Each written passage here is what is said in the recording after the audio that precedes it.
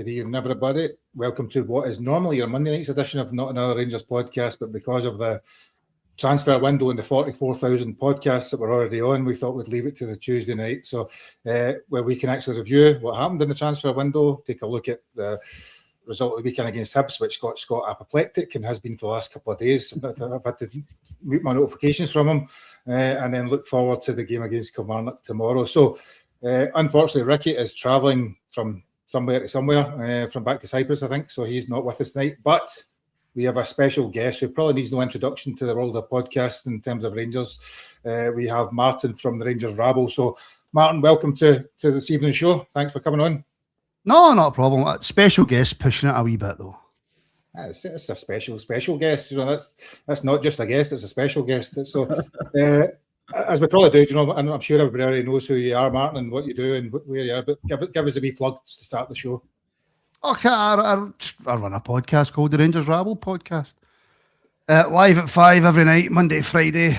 Some member stuff as well, but I don't like giving myself plugs, Gary. It makes me feel like a wee bit stuck up, you know. Just big yourself up. Nobody else is going to do it for you, as you say, Martin. This is very true. So, no, thanks for joining us. Appreciate you coming on. And I'm sure you've already talked yourself to death over the last 24 hours about a lot of this stuff we're going to chat about. So you can just rinse and repeat anything you said yesterday and today, most likely. So, Scott, as I said, you've been ranting and raving for the last 2 days. Who knew a 0-0 draw against Hibs would have you wanting to bin everybody in Rangers world? But how are you? How you been? I've been all right, Gary. No, Sunday just sickened me. I was actually so annoyed with that result on Sunday. I don't know why. I knew it was going to be a difficult game, but it pissed me off so much that nothing each draw. I'm like, we blow this, because I don't think it was even getting the draw. I think it was just the manner how we played, to be honest with you. I thought we were awful. Middle to front, we were awful. We didn't create nothing. We could still be playing the new and no create anything. And I think that's what annoyed me. And yesterday, the transfer window was annoying me to a point, but I've looked more. I look over it and I was listening to Martin earlier on and Kenny, and I've listened to a couple other podcasts, and I've actually said in my head the transfer window's actually been really good for us, but Sunday's just really pissed me off. So I'm hoping to move on to that tomorrow night. So you genuinely saying listening to Rangers podcast has calmed you down? That you must be the one and only person that's ever been the case. I don't know. Nobody has ever said that I've ever calmed them down before, so I'll take it. I have to say the last few days have been actually not bad with Rangers podcast. I've listened to quite a lot because I sat in an office for 12 hours and look at 3 screens and constantly do spreadsheets and stuff. So I have to have something to listen to, and Martin's dulcet tones have been helping. Well, that means the fact that Martin's dulcet tones are going to be on a lot over the next hour might even help you a little bit more then, Scott. That's a bonus. So I suppose the transfer window is a key back to talk about. We're going to talk a lot about the latest signing from last night, and then we'll maybe talk more generally about the transfer window, as well as then focusing a little bit on that horror show against Hibs, which turns out was only really a 0-0 draw. It wasn't the worst ever thing that you've seen. And then preview what is a big game tomorrow night. So lots to cover in an hour. I suppose, Martin, just to get your thoughts, there's been lots of talk about Ryan Nadiri, but I suppose your more general view. So the transfer window is always a strange thing. You start the 1st of January. If you do your business too early, people complain that there's nothing happening at the end. If you do it too late, people complain you've wasted too much time. How have you felt the transfer window's been over this last month? It's a really strange one, though, isn't it? Because we've spent a lot of money. And I've been asking this question a lot, and a lot of people who watch the Rabble and stuff. What did you make of the transfer window now? If you had told us before it started that there's a possibility, still a possibility, that Matondo might go, that Dowell will go, that one or two others who, you know, propping up that wage bill would go, and we would spend the money that we've spent, and we would bring in Chukwueze, we would bring in Scott Olsen. I think you would go in January. That's a really, really good window. And we were all excited about it. And then the Hibs game came, and it kind of, I think, pushed us back a wee bit. I agree with Scott. Look, just come back to the Hibs game really quickly. It wasn't the fact that we dropped points, because we're not going to win every game. And I've said that countless times. It was the performance. The performance was horrendous. And now I know Easter Road can be a really difficult place to go, and ironically it's a place that we've got quite a good record at. But that performance, that if that was a sign of what is to come, then that's where I start worrying. Now, you can talk about Olsen and you can say he's not match fit, and it might take him a month and a half to get that match fit. We don't have that month and a half. So we had to go into this transfer window, Gary, and bring in players who were ready to go. And then the manager talks in his press conferences about a possible WoW player coming in. So we're all sitting on transfer deadline day going, right, who's this WoW player? Well, the WoW player's not a third division player in Germany. We have now went and spent 5.5 million euros on. And then, this is how bipolar I am, I watched his interview and I went, you'll do for me. Rubbing your hands, this is great again, I know. The interview went, wow. Yeah. So Scott, just in terms of transfer window, we'll get into a bit more depth, but we have spent the best part of £14 million. We've covered the left back position, the centre midfield position, the attacking right winger, and another centre forward. All the positions that way before December, November, October, whatever we were saying, there was gaps. So we spent probably what is normally a summer transfer budget back in the days before Americans get involved. We spent that in January. We've also, as Martin says, get rid of Dow, Lindsay Alla, Rothwell, I forgot about him. Danilo, Cortez. There's a number of them all out the building. So if Carlsberg made transfer windows, would this normally not hit the bill as a pretty good one? As Gary, I think, as a football fan, you're always looking for more, aren't you? Doesn't matter what happens, you always think, just give us another one, I think overall the transfer this January has been superb. Obviously the players are taught to perform. Chuck Mannion looks decent at the moment. Olsen, like we've all said, needs up to a wee bit of match fitness, which could come sooner, it could come a wee bit later. I think this lad coming in for Germany, I think a lot of us are downplaying in the German third division, to be honest with you. I mean, Joe Rebo played in League One, so it didn't matter really, and they both can come up here and done really well, and that's League One in England, so that's their third division basically, isn't it? So I think you have to give the guy a bit of slack, because third division in Germany is decent. Because you watch some of the SPL games up here, some of the championship games, and they're no great. So I think you have to give him a bit of slack. And by all accounts, I watched the interview as well today, and I have to say, he's very confident, isn't he? I don't mean arrogance, I just mean he's confident in his own ability to come up to Rangers and say, I'm a player. Doesn't always have to be a big name. That's my thing. Just has to be proper scouting. I think we maybe done it for this kid. So hopefully, I'm not expecting to come in and score a bag of goals tomorrow night, but I'm just hoping there's something there, because we all know Miofsky's not really doing it. Schmidt's doing it to a point, but he's not a goal scorer, and we don't really get anybody else. So I'm all for bringing guys like this. And sometimes the more less about them you know, they surprise you more. Bringing in guys you know, if you look back to Aaron Ramsey, for instance, we'd expect a lot and end up with nothing. And I suppose you could bring in, was it Strand Larson for £47 million as Crystal Palace, who scored one goal this season? There's some crazy fees. I mean, you wonder what £4 million actually gets you anyway. So you're shopping in a certain market. We brought in a 22-year-old Danish under 21. This guy that's been compared to Waltemada. You've got a 40 cap Skov Olsen and a left back who's one of the top underlapper and overlappers, or whatever that means in terms of a fullback position. So you're shopping a certain market, Martin. We've bought players that seem to hit a certain demographics, probably very stats based. The way it's been designed, they look as though they're there for key positions, to identify those key positions. One of the things that struck me as well when Danny Rowe talked about them, actually they bought them, they've not loaned them. And even Skov Olsen's got a purchase price. We've bought players not just for now, but for the future as well, which is the January window is not very common. No, and I said this earlier as well. If you stand every one of our players up on each other's shoulders, they would reach the moon. So he's clearly went for a specific type of player. He's gone for a big, bulky, physical, which we have said for years that we have lacked in this Rangers team, and we've lacked that in Scotland. So he's went for that. I think you need to give kudos to Andrew Kavanagh, because he has really, really backed the manager in this transfer window, and he backed the previous manager in the summer as well. So he's backing the managers that he's bringing in, which puts extra pressure on them, because now Danny Rowe has to get results. I'm not saying that, if we don't go on and win the league, then he'll be out the door. I'm not saying that at all, but he has to go on and start getting results, start improving performances. We can't have performances for the rest of the season like we had at Hibs. Like I say, it's not the fact that we drew that was the issue for me. It was the performance, and that has to change, and that has to change quickly. But the backing that Kavanagh's gave Danny Rowe in January, fair play, because we really, really needed it. And let's just hope they've got it right. Just sticking with that, Martin. So when 45 million, is that right? 45 million we've spent since the Americans came in now.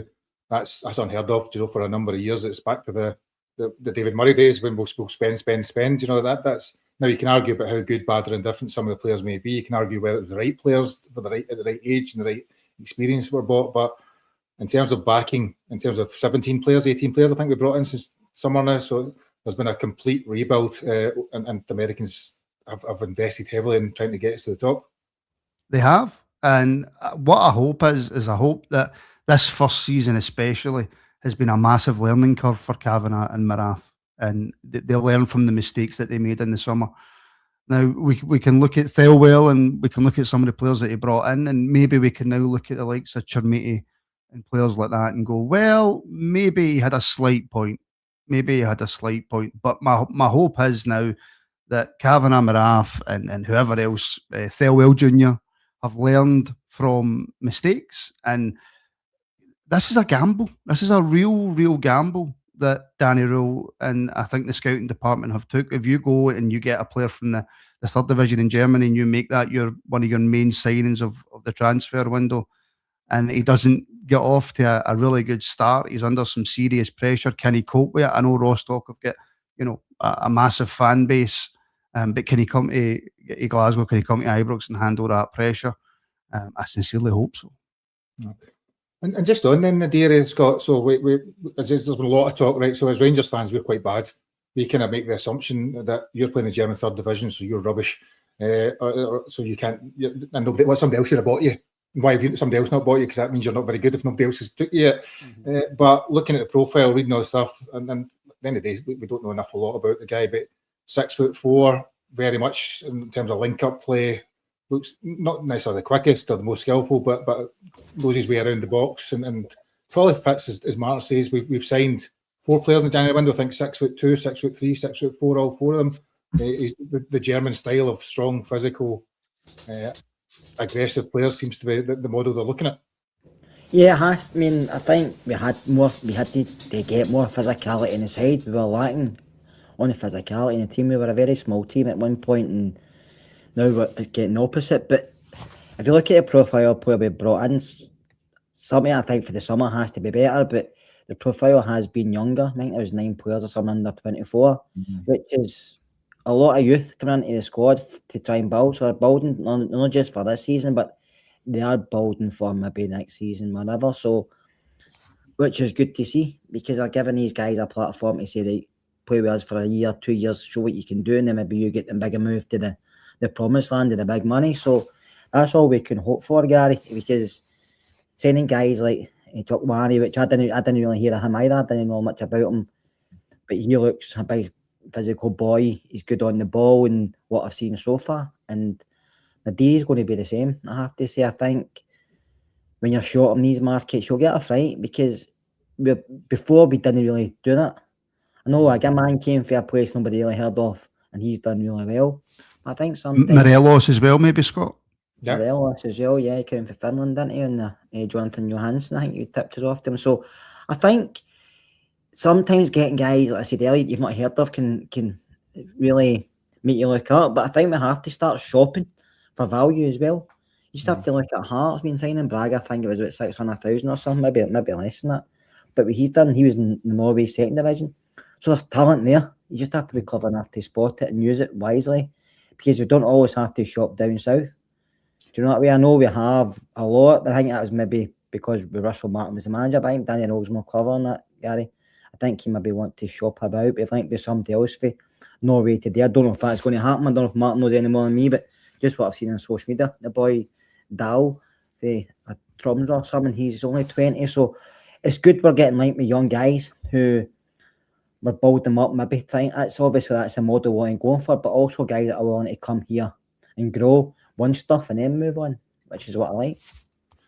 I suppose that's the thing, so it's always great after the event, Scott, when we actually sign Joe Aribo for 200 grand. I've never heard him. When you sign, as you say, Morelos, nobody heard him when he came from Helsinki. Jonathan Johansson, whenever he came, there's a whole litany of players that you didn't know about. After the success, you remember them for what they were, and as you say, Aaron Ramsey or a whole host of other players that you buy that are big names that don't necessarily fit the bill. So even if you look in the English Premier League or these other teams, they're buying players that for 30 million, it cost 500 grand the year before for some team in somewhere in like Denmark or something like that. It's just the way the model works. But we're not really accustomed that we can expect that you'll know the guy, you'll have heard of the guy, you'll watch him on TV. But for a team like Rangers, £4 million isn't going to show you a lot of players you know a lot about. No, that's the thing, Gary. I think because you all watch, the majority of people watch Sky Sports, so they show you a lot of predominantly English-based stuff, and maybe the Bundesliga or even Spanish games if you go somewhere else. But we don't see a lot of the lower league stuff or stuff in other countries, and there's a lot of good footballers out there. It's just getting your network in place to spot these players, and that's what we're going to have to do, because we know yourself, if you go down to England, you're paying top dollar for guys that maybe not give you any value back. I like Asgard. I'm not picking Asgard, to be honest with you. I think he's a player there, but I'm still 50-50 whether he's suited to the Scottish game. Do you know what I mean? I think he's a big boy. He looks like the side of a shed. I'm not going to say the other word, but he looks like the side of a shed. He's well built, but he hides for me too much, and he's not physical enough at times. But I think he's a very good footballer, so I don't know if he's suited to our game. Do you know what I mean, Gary? Whereas you look at maybe Conor Barron, who is, and he's built on Asgard's thighs, but he runs about the park and chucks himself into tackles and block stuff, and he doesn't give up. Do you know what I mean? A bit like Cammy Devon a Hart. So I think it's a good player, but I don't go overboard and think he's the best player, because they're just suited to they get stuck in the Scottish game, and that's what as fans we like. And technical players come up here and they don't like that. They want a couple of seconds in the ball. They want to move and pass at their own speed, and they can't get that in Scotland because you get somebody breathing down your neck as soon as you touch the ball, especially when you're playing Rangers. Scott, do you not think? Sorry, Gary. Scott, do you not think with Asgard, he's better at Ibrox than he is away from home, especially in small, tight grounds? Yeah, I do, Martin. And I don't know if it's a confidence thing. I don't know if he's scared to make mistakes. I don't know. Maybe he's not played. Wants too much time on the ball. He does. And Mary played before at Luton and Wigan. A lot of their games they were defending a lot of times, so we didn't really have that time either. But in England, you can get time to walk for your own half out to mid half line before you're even pressed. Up in Scotland, you don't get that, and that's what I mean. That's what Martin you're saying. So he does want much time on the ball, but when he gets it in his feet and he moves, he's very skillful at getting by guys, and he's good on the half turn, and he likes the ball in, and he can turn guys when they're close to him. It's just he doesn't do it often enough, and I think he's seen it against Hibs where a few times during the match he wasn't moving enough for the ball for me. There was Big Fernandez just coming out for the ball with his feet and looking for somebody, and Asgard to me, I think what Dessers used to do, I got annoyed with. I thought he was hiding at times. I thought he was coming. He wasn't coming at me look for it. He wasn't coming short for the pass. He wasn't even moving. He was just standing. I know sometimes standing you get the ball, but he was standing as in, don't give it to me because I don't want it. That's what I do at fives at all. Aye, you can't see me behind somebody. I suppose, Martin, do you know, when I was watching the English Premiership at the weekend, and Florian Wirtz on the Saturday was outstanding. Slated for the first 3 or 4 months, can he fit into the game? I watched Tottenham the Sunday, and Xavi Simons, once linked with Rangers, was really starting to look like a player. And I wonder, and then we've obviously Scott Olsen would get slated after 100 minutes of football for Rangers. He's not good enough. Do you think there's maybe a little bit of realism we need to give a bit more time for some of these guys, whether it be Asgard, Fernandez, whoever it is, and Rangers fans have probably been very quick to judge over the course of the season so far? We do occasionally. I think sometimes it depends on the player. We do occasionally give some players some time. I mean, Barisic got quite a lot of time at Rangers, didn't he, to settle in? But I think the reaction to Olsen is simply because we're in a title race. And I think there's a lot of supporters panicking, including myself, panicking that, oh my God, is he not match fit? Is he not going to be ready? Are we not going to see what we thought? Because we'd all built ourselves up, hadn't we? Scott Olsen's coming in. It's going to be a game changer. That could be what pushes us towards winning the league. And he's only played like 5 minutes in 2 years. So he was never going to come in and the Scottish game's completely different from most other leagues in the world. You don't get, like you say, Gary, you don't get time in the ball. So he's having to adjust to Scottish football at the same time as trying to get his match sharpness up. But for me personally, watching Olsen, you can see the guy has got real quality. And maybe I've got my head in the clouds or whatever. And people in the comments, if you disagree, feel free. And and tell me that I'm wrong, but I'm looking at Olsen and thinking when he's up to match sharpness and when he gets to grips with Scottish football, he's going to dominate this league. Absolutely dominate this league. The only question, Gary, is how long is it going to take him? Yeah, and I suppose that's the one good thing of playing against Kilmarnock. Then you've got the Scottish Cup game. You can just keep playing him until he gets into a rhythm in it. During away, like other players you might rest, he can keep getting the games. I suppose looking at outgoings, then Kilmarnock, just get your take on them. So Danilo's went to, I don't even know how to say it, Nimian or whatever you say it. You've got Curtis is on loan at Kilmarnock. Cameron's away to Aberdeen. You've got Dowles went to, I can't remember, it was some team in England. Rothwell went to Sheffield United. And Hull City, Gary. Hull City. Once they're gone, who cares? But we've seen all those players go. Is there any you're disappointed in one going, but also I suppose just what's their career at Rangers? I mean, obviously I'm really disappointed in Finlay Curtis leaving the football club. Scott, as you know, me and Willie mostly covers a lot of the youth football, and I've been to quite a few games, and I've watched him kind of come up through the ranks a wee bit. And he's a natural goal scorer, and it doesn't matter what level you're playing at. If you've got a natural goal scorer, then you've always got a chance. Would he have got enough football though for him to be able to progress to the level that we want to get him to under Danny Rule? No. So on one hand, I'm disappointed that he's left, but on the other hand, I'm also excited because now he's got a chance to go to Kilmarnock, be one of the top players and get football. Lyle Cameron as well, we're looking at, for example, not jumping ahead, Gary, but we're looking at tomorrow. And if anybody listened to Danny Rule's press conference, he's sitting in that press conference and he's saying, I've only got 3 central midfielders because of injury. Well, you could have had Lyle Cameron in there and you've sent him out on loan, which, again, I was a little bit confused by, because if you look at him the previous season with Dundee, he's one of the best players in the league. And if you can be one of the best players in that position for Dundee and be one of the best players in the league, you can certainly do it for Rangers. So that was a little bit of a worry for me. But everybody else, I mean, nobody's mentioned Cifuentes. Nobody remembers him. That's why Martin. Nobody remembers him. See in terms of Cameron, then do you think, when you talked earlier on, Martin, about we've bought a land of the Giants over the last period of time, and certainly Danny Rule's talked a lot about the physicality. Do you think just Cameron doesn't fit? And irrespective of his technical ability, he's not necessarily going to see a place in that squad, and it's better for him to be out loan.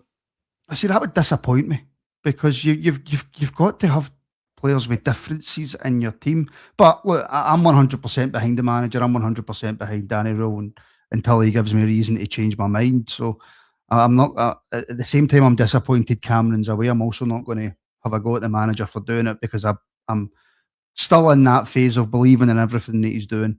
But if that is the case, if you need to be over 6 foot to play for Rangers now, that would disappoint me, because then you're chopping off a huge amount of players that could come in and do a job for us.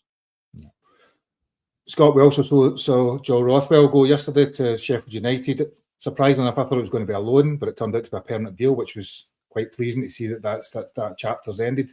He obviously came with a big reputation. He was supposed to be the experienced midfield playmaker that could help the young lads on, as it said. So he's away, and obviously Danilo this morning went as well. So Danilo's been beset by injuries. The old 6 million song probably never actually rang true. I think he played 70-odd games, scored a reasonable amount of goals, but it was disappointing to see how his career panned out over the last couple of years. Yeah, Danilo was just unlucky with injuries. I think his confidence kind of took a dent with injuries as well, and then he never come back the same player we kind of seen briefly at the start.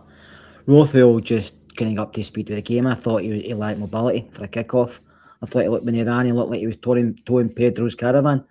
I didn't think he was good at all. But he'll go down to England and play really well, because he's suited to that league. He's suited to the teams. They'll put runners round about him and just let him sit where he sits or gets forward, whatever. He'll probably get back into a game. I think the Scottish game took him by surprise as well, Gary, which it has when a lot of people come up from down south, because they don't realise it's a lot faster up here than it is down there.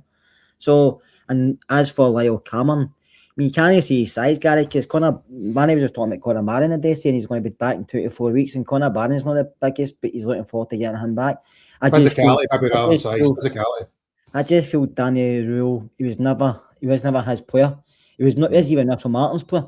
By all accounts, Russell Martin wanted to cancel the deal. We don't know if that's true, but They'll wanted to cancel the deal.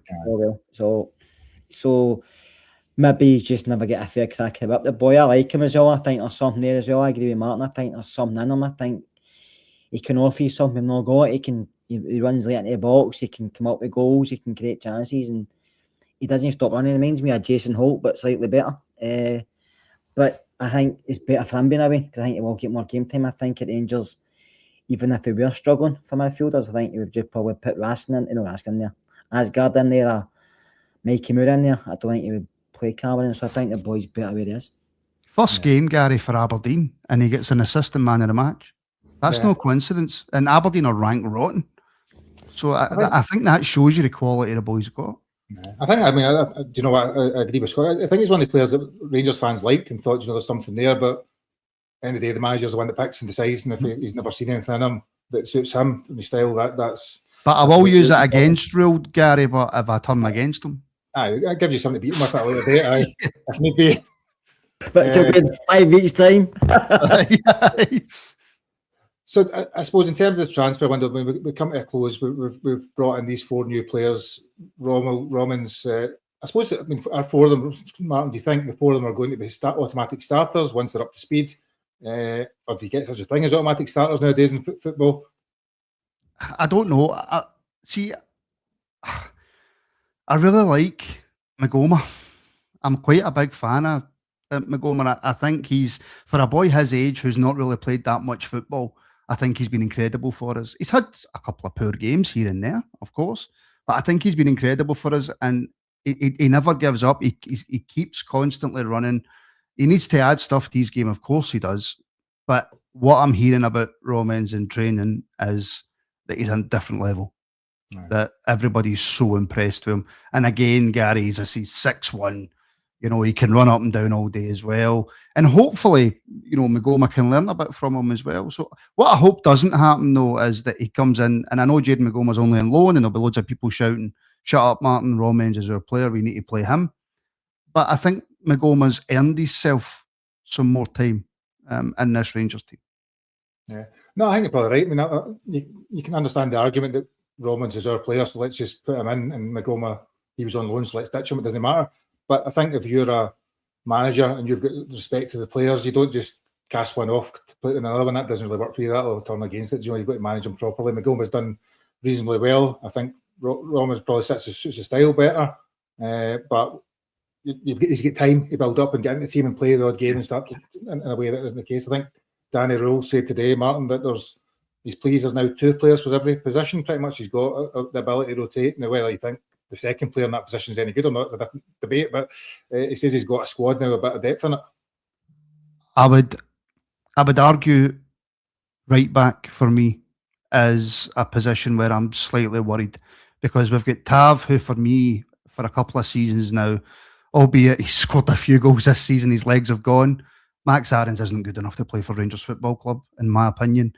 And Dujon Sterling, we just can't trust him from injuries. So right back is a real issue for me. Dujon Sterling against Hibs should not have played. He was nowhere near fit enough to play in that game. And again, when you see him playing like that and you go, right, okay, well, in a couple of weeks he's going to be out for another 4 or 5 weeks. So right back for me is a real problem position. I would have liked, like I say, if Lyle Cameron had stayed, or we had got another central midfielder in just to buffer up that midfield. But in the wings now, we've got our players in the wings, we've got our strikers up front. So, yeah, right back, though, is a real worry for me.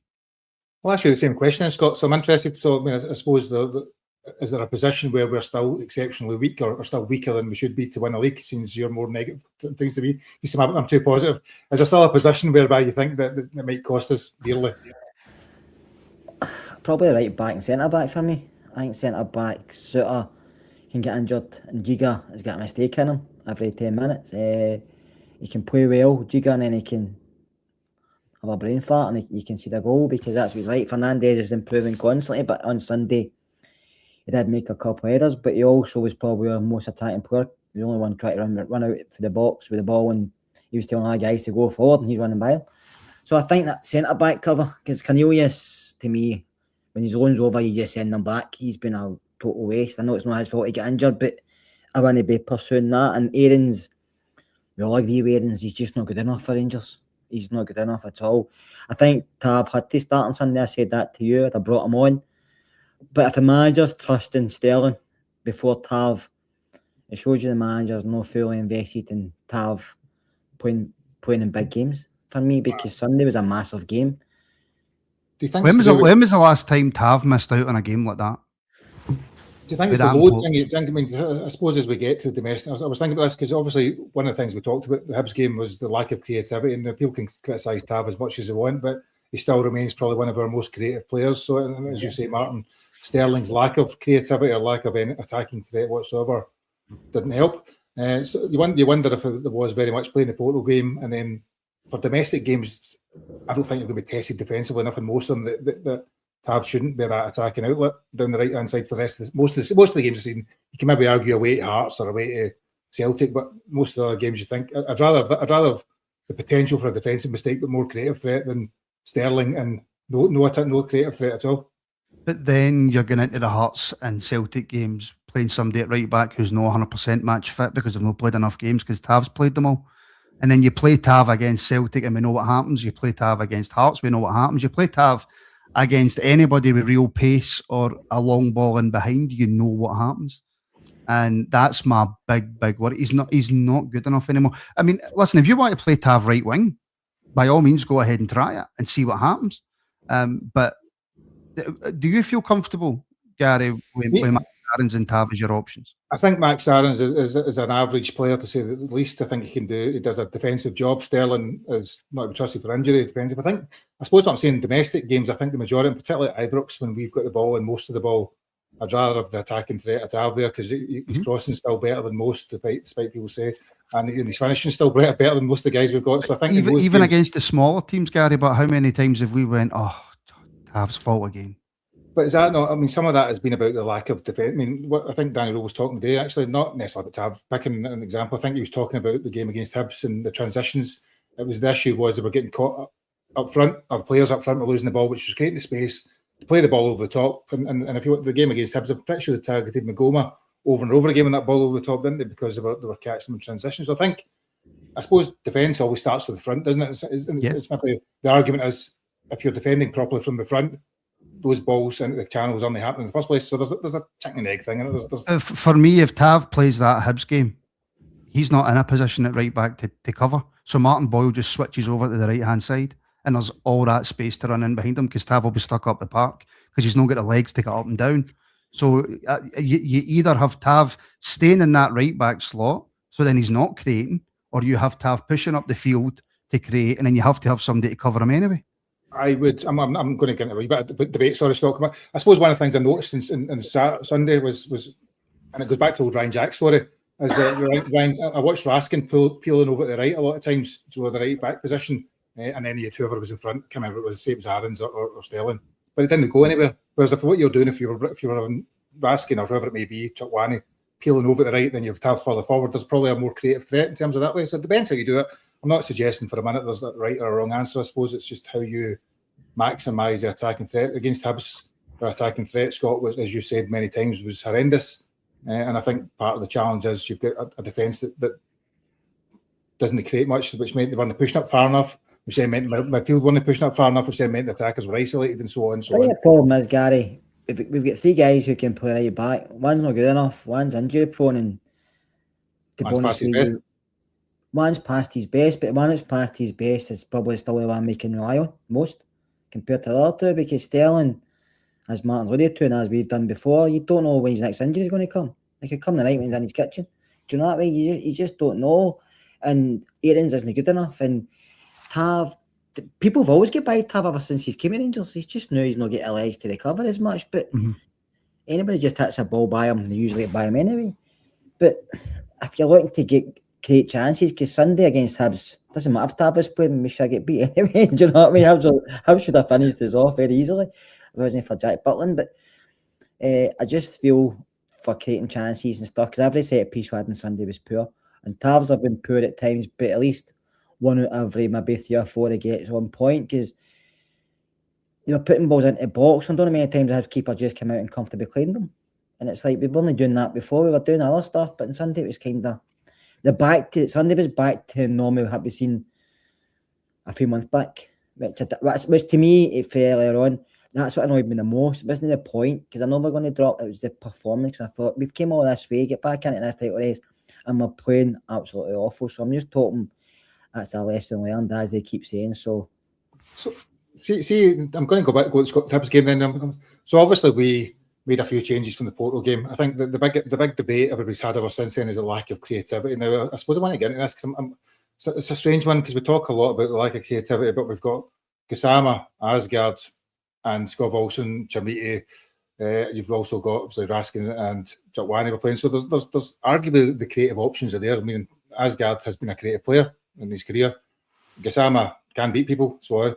And Scott Olsen's probably rated one of the most creative ones we've got. So it's a strange anomaly that because we can't add more creative players to the team. But how do we make the team more creative? That's my question, I suppose. Scott. we're going to have to move the ball quicker. We're going to have to up the tempo. I thought it was timid and walking pace on Sunday, Gary. A few times Olsen was standing shouting for the ball, and he just wasn't receiving it. Do you know what I mean? And that's not his fault he doesn't receive it. But he was hugging the touchline. Gassama was constantly inside. Don't know why. And then Asgard, like I said, I was hiding. Raskin can get up and backing up, but he's not the most creative. That's how I was saying to you on Sunday. Deal should have been on, because Diamandi does more going forward. Chotwani I thought was fine. Amount of balls he recovered was great. Aye. But I don't know if he's going to be a creative player, but I think his recovery and winning the second balls, he was superb. He's going to have to trust him, but he's going to have to get him to play the tempo. When Hibs got the ball, our first thought was that way. When we got the ball, our first thought is either going to the side or going back. So I don't know if it's a confidence thing. I don't know if it's a safety first. I don't know. Don't want to make a mistake. And I know they're now in a title race. The pressure's on them and they think, we can't lose anything here. But that's when you start making mistakes, when you start overthinking things. See on that, Martin, I suppose the Dundee game at Ibrox, so Dundee put in a really good shape, sat behind the ball and stopped Rangers playing. And against Hibs, I watched Hibs, I thought, again, they sat really deep. When Rangers had the ball, they moved really, really deep and then looked to get the ball forward very quickly when they got it. So I get what people are saying, that Hibs were able to attack us quickly, but there's a difference when you're playing against a low block, or whatever you might call it, that defensive style. And many a manager, not just Danny Rule, Steven Gerrard, and every manager we've had has struggled to know how to break down a team when they're sitting as deep. So what's your solution? What's your remedy to become more creative? Do better. Just do better. Do better, do it quicker. Do it better, do it quicker. Stop panicking on the ball, which a lot of our players for some reason seem to do. Danny Rule actually mentioned that the day in his presser about the players, they've overcame their nerves and they've overcame their confidence issues. Well, they certainly didn't against Hibs. Because, as I said to Scott earlier, Asgard needs to not take 15 touches before he tries to pass the ball sometimes. Sometimes that wee simple 5-yard pass is enough, and he doesn't do it enough for me. Yeah. I cannot believe that I'm going to say this, but I'm so confused as to why Dio didn't start. Because the last kind of 2, 3, 4 weeks, he's been our best player not by a country mile, but he's been our best player. So it was Dio with either Raskin, Asgard, or Chikawani, I don't know how you say his name properly. But you leave one of the free out and you play Dio. And because Dio, when he's on top form, gets the ball and drives forward, which then makes the defence kind of split because you've got Olsen there, you've got and they move. But we had none of that. We had none of that from the midfield. There was no penetration for the midfield. And like you guys said, I can't remember who said it. How many times Olsen was screaming for the ball and acres of space and nobody passed it to him. So it was almost as if we were struggling with our confidence against Hibs, as if we were getting into it going, this is going to be a really tough game, rather than getting into it and going, no, this is a game that we're going to go and win. So just the simple answer is do better. Yeah. And as a challenge, these games, that it's hard to know how much rotation. So Dio and Brazil, Dio and Tav and a few others were rested after playing 90 minutes against Porto. They then get rested for the next game, and you're trying to get Chotwani fit. You're trying to do other things that go with it. So you're rotating players. But I'd agree with you, and Scott, you'd say the same, that Diamandi's probably our best player over the last month. He injects a bit of energy, a bit of life around the team. He's maybe not the most creative himself, but he gets about the park and gets involved, I suppose, recently. Yeah, that's what I said on Friday night. Then I said to go with a flat three of Dio, Chotwani and Raskin. And then when you're minutes to go, you bring your Chuckle and Moore or Gassama if you don't start one of them, and leave Asgard out. I said, because with Athey in there, Raskin can get forward, Diamandi can get forward, we know Chotwani can sit, but when you've got Asgard in there, not doing a lot, you need to get somebody for the other two try to cover for him at times. So you're taking stuff away from their game because they're trying to cover for somebody who's not getting involved. So when you play three of them, it's harder because Dio on his form, Gary, as you know, I criticise him at times because I get frustrated because to me, he should be a lot better than what he is at times. Even you've said that, but when he plays well, he plays well. I mean, he's been playing well at this moment in time, so I didn't see the point of withdrawing him unless he's just thinking we can rest him for the Hibs. Maybe you're that confident of going to Easter Road and getting something. But I think when Dio's on form, you play him, and he's played well against Porto. He's played well the last few games, and you can see he smiles back in his face. That's where he plays the best football. And him and Raskin have played together long enough to know they've got a good understanding. And with two of them playing with Chuck Wani, he's going to be better than two of them playing me, two out of three playing me Asgard. So I'll disagree with you, William. So I think Hibs did play a low block. I thought they were very deep until in the attack at pace when they had the ball, but each to their own opinion in terms of that. So I suppose the last bit on the game before we move on to the next game, Martin, was the substitutions. Right, Danny Rowe's often not allowed. People get quite hit up if you get criticised anyway, and I think it's fair as football fans to criticise decisions you make or choice you make because we're all giving an opinion on it. The substitutions when you take off Scott Olsen and you bring on Bajrami, I think it was. When you've got Ant-Man on the bench, you bring on Max Aarons. When you've got Tav on the bench or whatever, or you bring on Miovski, just in general.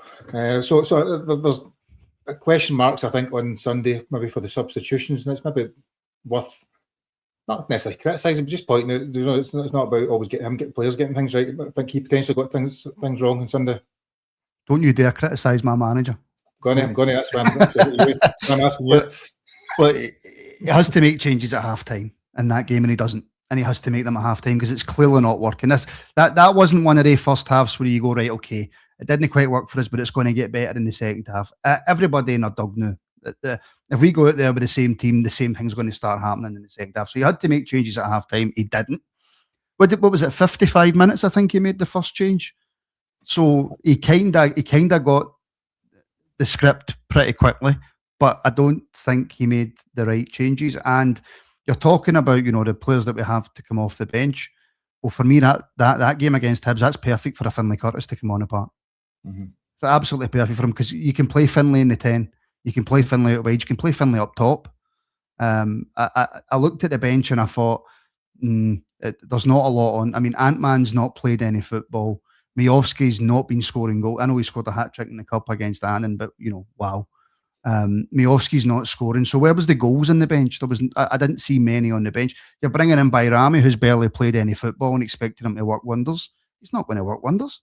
But yeah, he was slow. He was too slow with his substitutes.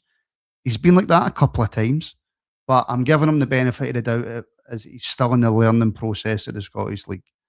So you're not going to get me to criticise him, Gary. No, that's fine. I would like to criticise Danny. We'll be singing his name tomorrow night, hopefully. It's Mr. Rule to you, Gary. It depends at Ibrox tomorrow night. If we're winning, we'll all be singing Danny Rule.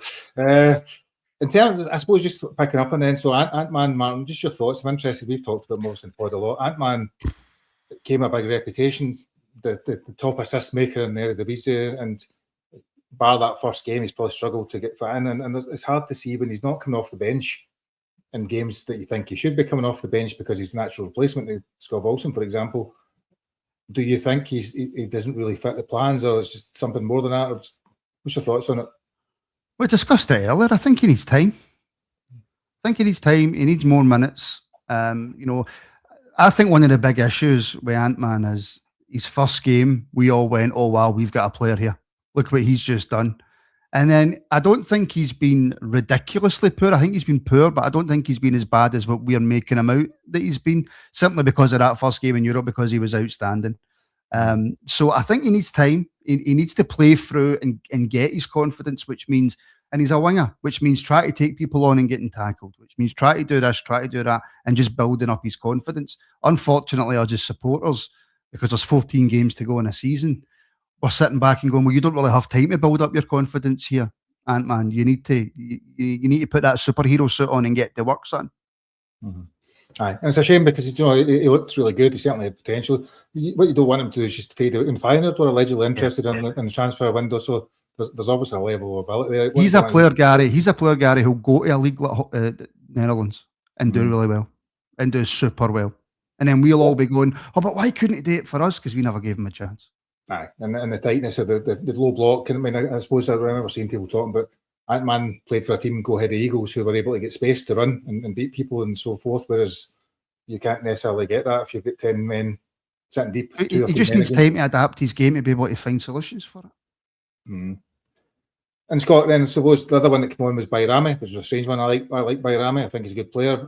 I thought it was strange that he came on to play right midfield. That's probably one place I didn't expect him to come on. Plays left, I plays number 10. He's kind of more suited, more energetic sometimes, number 10. He's one that's kind of flitting in and out the squad. For Bayrami, to me, he should have been away in this window. I don't think offers us anything. He fluttered to deceive for me. He came with a big reputation. You can see he's got a wee bit of technical ability, he's skillful, but he's not one that doesn't suit the way we are. Doesn't suit the club. It doesn't suit the league. He's not good enough for a Rangers team, in my opinion. I know you can only think, he's gave us a good 10-15 minutes, but we need more than that, Gary. I think if somebody came in from you would just have punched him as well. Just my opinion about him. I don't think he's good enough to be here next season. I wanted him to go as well, but obviously he can't get everybody. Ant-Man, I think he does need time. Will I get the time? I don't know, but I think you only be able to see how good he is with giving him games. But when he's not coming on before others, especially when Finlay Curtin was here, Finlay was coming on before him as well, and then he goes on loan. I think he must wonder himself why he's not coming on, especially when it's not an H. We're crying out for somebody. I mean, especially when Asgard and Gassama are both hiding. You think to yourself, well, fling this guy on, see what he offers, but he's not even flinging him on. So I don't know where the manager's going to do him at this point in time. He'll probably just sit on the bench and see the season out until the summer. Then see if you look at it that way, that's actually a slight worry, because we're saying we've got 2 players for every position, but if you look at the right wing, we've got Olsen and Ant-Man. Olsen who's no match fit, and Ant-Man who isn't playing well. So that's and then if you match that with the right back situation, that right hand side could possibly be our undoing. But then at times in all Martin this season, Ant-Man's been there. He's flung Aarons up further up the park or Tav instead of bringing Ant-Man on. So you don't know, does he fancy Ant-Man? And Bayrami's technically a winger, isn't he? I mean, that's what we were told when he came. He plays it wide left for Albania. Left number 10 kind of thing, isn't it? It's that kind of left number 10. Plays that, so he's not playing in front of Gassama, Bayrami, is he? What about I suppose, Martin, now you're on, what about your thoughts on Gassama then? How do you, I mean, Scott gets a bit frustrated with him. I think his end product's lacking a lot of the time. He's certainly got ability, but what was your thoughts on them? Such a strange player, because he can do things that nobody else in our team can. He's got pace. He can take a man on. He can beat a man. He can score. He can cross. But if he doesn't start well, then he doesn't play well.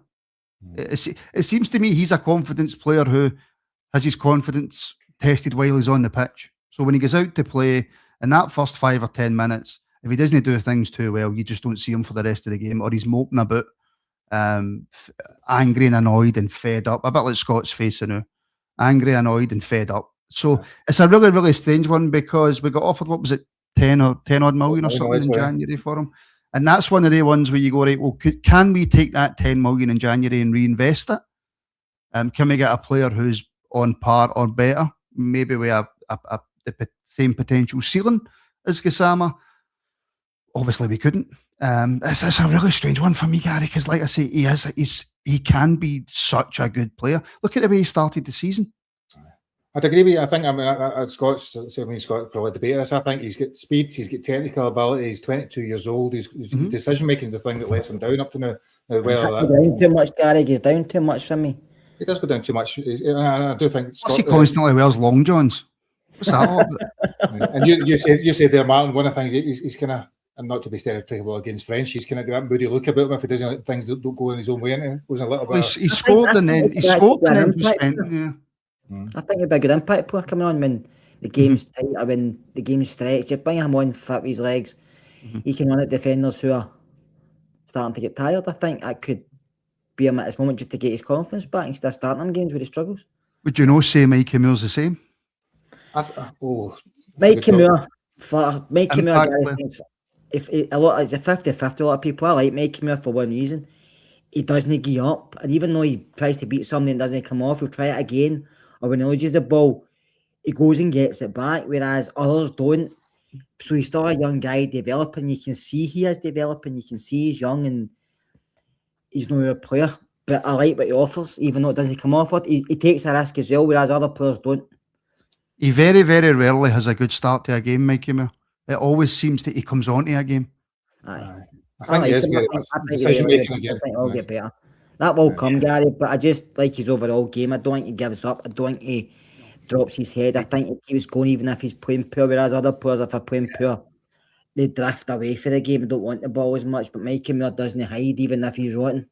No, I think he's very honest in his interviews about how he's not playing that well and he's not actually performing at the level he thinks he can. I think he runs into blind alleys too much for me, which is maybe a little bit of a frustration. But number 10, a boy I know it's a sports scene like a holder when the basketball hang him in, and he said he's better playing as a 10. He said we tried him out wide for the academy and he was in and out of the game too much and they get stuck in at a 10 just off a striker. And said he was banging in goals, he was creating goals. He says, and he doesn't drift as much when he's out wide. He said he drifts constantly, but he said playing in there, he just gets stuck in and he said his finishing superb. But obviously that's probably... Will doesn't want a 10, but Scott, does he? See, I don't like a 10 either, to be fair, but I prefer a flat 3, but it depends how he's going to go, Martin. I know you said earlier 3-5-2. I don't like 3 at back. I think they're good enough for 3 at back. But I can see why. Hold on. I didn't say it. Somebody asked me. Aye. I can see why. Don't you be throwing that accusation at me. Yeah. I think you need 2 good fullbacks. That was nonsense, Scott. Don't be... We've signed 1 fullback, but I think you need the right back sorted before you go that route. But also, if you play 3-5-2, you can play 2 strikers. I think Jamaica would be good off Nadiri. 2 big guys. One's good at running the channels and coming deep for the ball, and Nadiri's supposed to be one of the goal scorers. So I think that could work. Yeah. I suppose that plan moves us nicely then, Martin, on in the game tomorrow. So Kilmarnock at Ibrox tomorrow night. It's the first of another big week. And for us, Neil McCann, our former coach, former player, managed to get his first win at the weekend, and they brought in a few players. One of them obviously Finlay Cutters who can't play, but they are still down second bottom of the table. I suppose just looking ahead to the game of the next few league games, it's the one nobody's really thought much about because it should be the easy one of them all, and it seems to be the one not getting that much attention. But Motherwell and Hearts and Celtic have been drawing a lot of the attention from people. What's your thoughts on tomorrow night's game? Do you know some of the players that might come in, some of the things you're looking ahead to? Well, I mean, what was it? The last game was Kilmarnock's first win, I think, since the Titanic sank, wasn't it? That's how long it's been since they won a game. A comfortable win, wasn't it? It was a comfortable win against Aberdeen as well, and I watched it because obviously Curtis and Cameron were playing, so I gave it a watch. And you know, they look decent. Aberdeen are terrible though. Like Aberdeen are really, really poor. This is a game, Gary, that if we can't go on and win, I mean, we should be going on and winning this comfortably, but if we can't win this tomorrow, then we don't deserve to win the league. That's one of these games. We're playing one of the poorest teams in the league, and what I'm really looking for tomorrow is a performance. I'm not saying it has to be a 90-minute, absolutely perfect performance, but I'm looking for the strikers to get chances. I'm looking for the midfield to play better, and I'm looking for our defence to be strong, which it has been, to be fair. It has been relatively strong. I think Diamande has to play, right? Diamande has to be in there and he has to play. I'm throwing Nadiri in from the start. I want to see what he's got. I want to see if he can score goals. At right back, I'm probably, after everything that I've just said, having Tav in there. Even though I just don't think he's still got it. But Dujon Stelli's not fit, and Max Aarons is basically just sending him back to Valencia or Bournemouth or whatever team it is he plays for. I'm really, really happy with Fernandes and the way that Fernandes is progressing in this Rangers team. So he just has to keep getting games. And I would like to see Magoma given a wee bit of a rest, but still brought back in, but given a wee bit of a rest because I think he's earned that rest, and we get a chance to have a look at Romans. So Paul's got a question, but I suppose there's a simple question, Martin. Does Suter start now? I think if we've not got a lot of games coming up, Suter wouldn't start. And he's obviously just back for injury. We've got a Scottish Cup game against Queen's Park. Or is it Stranraer? Queen's Park, isn't it? Where he can be rested. I think there's no doubt he starts. He's probably the best defender still, although Fernandes is developing well. Your thoughts? Well, I disagree with you there. Martin. I disagree with you there. I look, he's one of our best defenders because Jiga's hopeless. He's in the top two. Then. He's in the top two. He's in the top two. My argument with John Souttar is if we want to move forward and become a better team and get better in Europe and win leagues consistently, John Souttar's not that centre back for me. Not he's just not that centre back. Is he a squad player though? Out of curiosity. No, he's not a squad player for me. Not if you want to progress to where you want to progress to. For me, right now he starts alongside Fernandez. He doesn't start tomorrow night because we need to play a full strength team against Queen's Park. we absolutely have to play a full strength team. But no, tomorrow's a game, Gary. He shouldn't have to play. Tomorrow's a game where you should be able to rest him.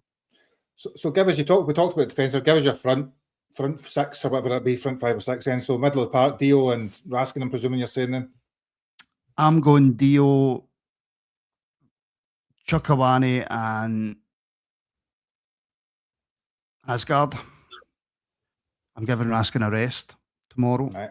I think he looks as though he needs it, to be honest. On the right, in a perfect world, I would say Ant-Man to try and give him some minutes, but I'm not. I'm going to say Olsen because he also needs the minutes and he needs to get better. On the left, Mikey Moore. Ant-Man on the left? No. Cutting inside with right foot? I want Mikey Moore on the left. I want Mikey Moore to get a chance to score some goals and get a bit of confidence about him. And then I'm starting Nadiri up front. Scott, come to you. Any different than that? You think there's been talk about a 4-4-2 or a 4-2-2-2 and all these different formations? I play for it a bit. I don't know if Souttar starts or not, but I said to you before, Gary, about Souttar. I wouldn't renew his contract, but that's just my opinion. But if he's fit, he has to start because Jiga's not the best, and Cornelius is back in Canada, I think. God knows where he is. But the middle of the park, is Raskin, Dio, and Mikey Moore, and obviously Olsen, Gassama, and I would play Nadiri as well, but I think we'll start with Chamiti and Nadiri will come on. Mm-hmm. And there's somebody wanting Aaron's in the team there. There's not many times I've seen that. That caught me by surprise. I've seen somebody picking a team Aaron's in it. He went two up top, to be fair to him. So, which I said earlier, he said Gassama and Nadiri. I don't think you can criticise Chamiti because he's come on to a game, Chamiti, over the piece, and he's performing really well. Yeah, he's not an out-and-out goal scorer, but he gives us something we've not got. He stretches opposition teams. He's not a goal scorer at all, Keir. He's just not. He's not. He's not a goal scorer. He'll get 8 to 10 goals a season, but if he links up with somebody, he could do a lot of running for them, and they could. He doesn't have that natural instinct of scoring goals, but because there was a couple of times against Hibs where he could have got a shot away, and his first instinct is not to shoot, which isn't any good to us. But we're not back 13 million or 50 million euros, so I suppose he's here for a while, and the manager's going to pursue him. And I think that's the question. He's got the technical ability, he's got the pace, the power, the strength, the physicality. He's not got the finishing. So do you need somebody beside him, or else, whether that be Moore or the three behind him, getting right up? I think we've all talked a few times, Martin, about the midfield basically not getting in the box quick enough, and that was kind of the big issue. It's not necessarily about playing two up front; it's about getting players round about the box and scoring positions, isn't it? Well, it's not just about, obviously, like you just said, it's not about just your number 9 has to score every single goal. And I mean, the picture that we've all spoke about 1,000 times towards the end, in the 90th minute, by Rami's crossing the ball into the box and there's not a single Rangers player in the box. That's not just on Chermiti, although Chermiti seems to be getting most of the stick for it, but there was not another single Rangers player in that box. The midfield need to do more. The midfield need to start chipping in with more goals, which Gassama was doing at the start of the season, which was obviously taking a little bit of pressure off the strikers up top. But you can't pay 10 million for a striker who doesn't want to score goals. You just can't do it. There's a question for Shona. Sorry, I'll just go back to so Aaron's to balance out Scott Olsen's lack of defensive work. I get your point. I think that's fair. I probably still would disagree with you, but I get where you're coming from in terms of that. That's a logical opinion. I wouldn't necessarily think it's what I would do, but I wouldn't go against it. And then Olsen tracks back. Olsen tracks back, by the way. Yeah. He does. He done it on Sunday. Track back. Tracks back. I don't think that's a fair comment for you, Baron. You know better. And Shauna's comment, Scott. So does Majowski even in the squad tomorrow? Or do you think he's on the bench? Do you think he's still? He still gets in the squad because he's still a striker on the. You need a striker on the bench if anything goes tits up. But Paul put in the chat there, he doesn't know if Nadiri need international clearance before he can play. Well, the way Rowe was talking, he seemed to think he might be playing. It shouldn't be that much difficult paperwork. That's fine. I mean, listen, having 2 strikers on the bench is better than having none. So, which we've had before. So, aye, but you've got 2 strikers on the bench who don't score, Scott. It's still better than no strikers that don't score. Sure. I suppose. So, as we come to the end of the pod, then we can do a score prediction as you want, So, Scott, we'll stick with you first. So you're too busy watching the St Mirren Hearts game. It's still not a couple of minutes left, but Mirren been banging at the door for the last half an hour, and they just can't. Just look out your window and watch the game, Scott. The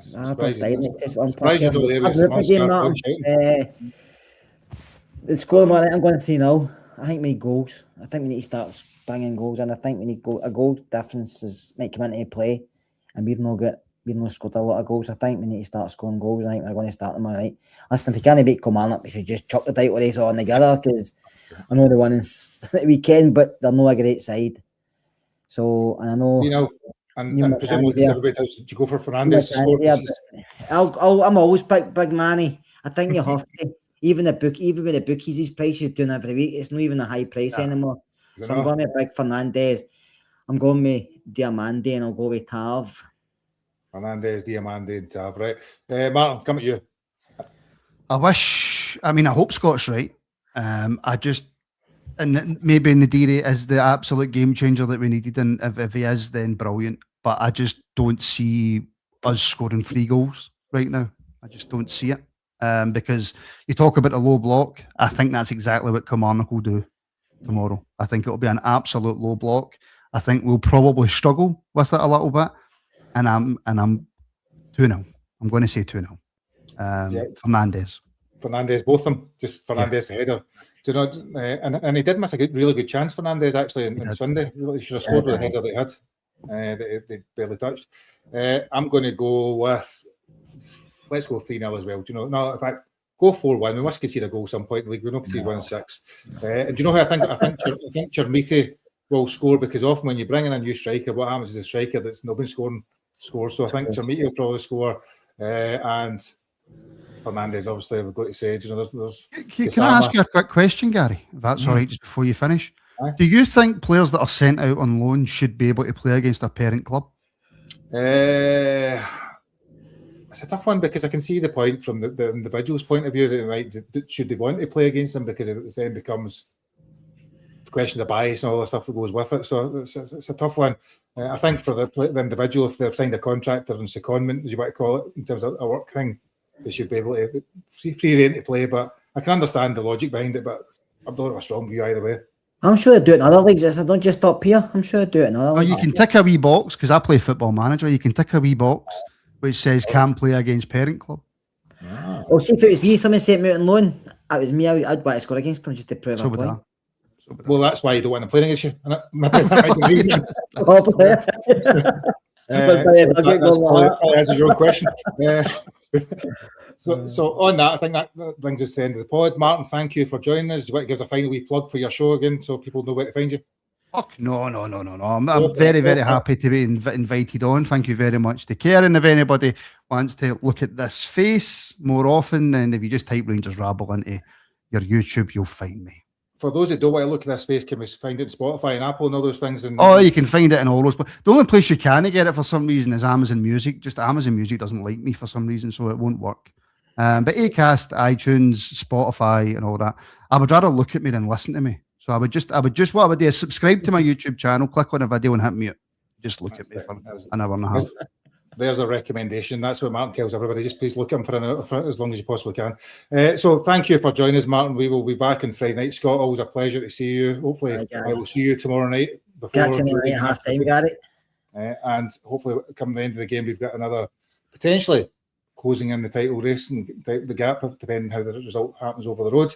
And thank you, everybody, for watching. Thank you, everybody, for contributing in the comments. And thank you, Martin, for joining us. And we will see you again on Friday night. Bye now.